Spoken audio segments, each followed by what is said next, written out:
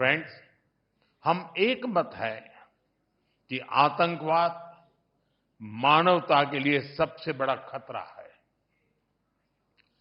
पहलगाम में हुए आतंकी हमले में मारे गए लोगों के प्रति राष्ट्रपति लॉरेंसो और अंगोला की संवेदनाओं के लिए मैं उनका आभार व्यक्त किया। We are committed to take firm and decisive action against terrorist and those who support them. We thank Angola for their support in our fight against cross-border terrorism. Friends, 140 crore भारतीयों की ओर से मैं अंगोला को अफ्रीकन यूनियन की अध्यक्षता के लिए शुभकामनाएं देता हूं। हमारे लिए यह गौरव की बात है कि भारत की G20 अध्यक्षता के दौरान अफ्रीकन यूनियन को G20 की स्थायी सदस्यता मिली। भारत और अफ्रीका के देशों ने कॉलोनियल रूल के खिलाफ एक सूर में आवाज उठाई थी, एक दूसरे को प्रेरित किया था।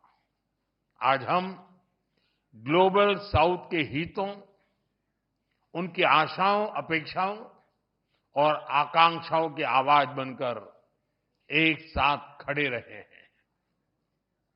पिछले एक दशक में अफ्रीका के देशों के साथ हमारे सहयोग में गति आई है। हमारा आपसी व्यापार लगभग $100 बिलियन हो गया है। रक्षा सहयोग और मैरीटाइम सिक्योरिटी पर प्रगति हुई है।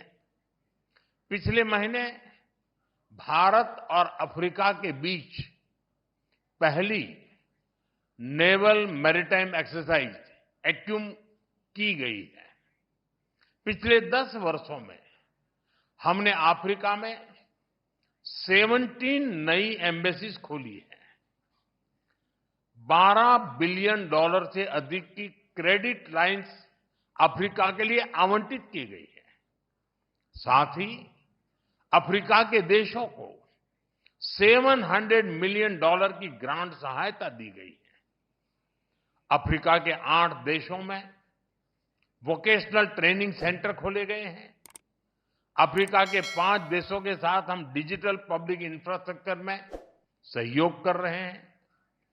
किसी भी आपदा में हमें अफ्रीका के लोगों के साथ कंधे से कंधा मिलाकर फर्स्ट रिस्पॉन्डर की भूमिका अदा करने का सौभाग्य मिला है। भारत और African union, we are partners in progress, we are pillars of the global south. मुझे विश्वास है कि अंगोला की अध्यक्षता में भारत और अफ्रीकन यूनियन के संबंध नई ऊंचाइयां हासिल करेंगे। एक्सेलेंसी, एक बार फिर मैं आपका और आपके डेलीगेशन का भारत में हार्दिक स्वागत करता हूं। बहुत बहुत धन्यवाद। ओब्रिगादो। योर एक्सेलेंसी, प्रेसिडेंट लोरेंसो, दोनों देशों के डेलीगेट्स, मीडिया के सभी साथी, नमस्कार। मैं बिंदु, मैं राष्ट्रपति लॉरेंसो और उनके डेलीगेशन का भारत में हार्दिक स्वागत करता हूं। यह एक ऐतिहासिक पल है। 38 वर्षों के बाद अंगोला के राष्ट्रपति की भारत यात्रा हो रही है। उनकी इस यात्रा से न केवल भारत अंगोला संबंधों को नई दिशा और गति मिल रही है, बल्कि भारत और अफ्रीका साझेदारी को भी बल मिल रहा है। फ्रेंड्स, इस वर्ष भारत और अंगोला अपने राजनयिक संबंधों की 40वीं वर्षगांठ मना रहे हैं। लेकिन हमारे संबंध उससे भी बहुत पुराने हैं, बहुत गहरे हैं। जब अंगोला फ्रीडम के लिए फाइट कर रहा था, तो भारत भी पूरी फेथ और फ्रेंडशिप के साथ खड़ा था। फ्रेंड्स, आज विभिन्न क्षेत्रों में हमारा घनिष्ठ सहयोग है। भारत अंगोला के तेल और गैस के सबसे बड़े खरीदारों में से एक है। हमने अपनी एनर्जी साझेदारी को व्यापक बनाने का निर्णय लिया है। मुझे यह घोषणा करते हुए खुशी है कि अंगोला की सेनाओं के आधुनिकीकरण के लिए $200 मिलियन की डिफेंस क्रेडिट लाइन को स्वीकृति दी गई है।